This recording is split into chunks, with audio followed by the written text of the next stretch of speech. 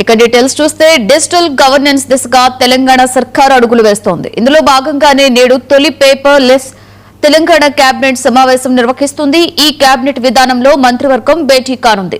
రాష్ట్ర పరిపాలనలో సాంకేతికత వినియోగాన్ని మరింత విస్తరించే దిశగా ఈ సమావేశం కీలకంగా మారనుంది. సమావేశంలో మెట్రో రైలు విస్తరణకు సంబంధించిన తదుపరి కార్యాచరణపై మంత్రివర్గం చర్చించే అవకాశం ఉంది. అలాగే విబిజి రామ్జీ అమలు అంశంపై కూడా కీలక నిర్ణయాలు వెలువడే అవకాశం ఉన్నట్లుగా సమాచారం.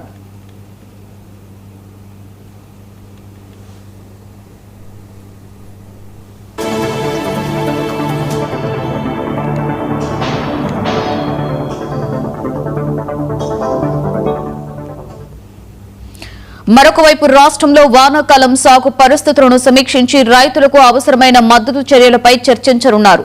విత్తనాలు, ఎరువుల అందుబాటు, పంపిణీ వ్యవస్థ, వ్యవసాయ శాఖ చేపడుతున్న చర్యలపై కూడా మంత్రివర్గం సమీక్ష నిర్వహించనుంది.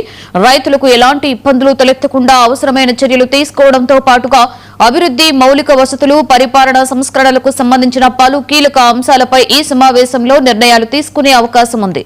ఈ సమావేశంపై ప్రభుత్వ వర్గాలతో పాటుగా రాజకీయ వర్గాలలో కూడా ఆసక్తి నెలకొంది.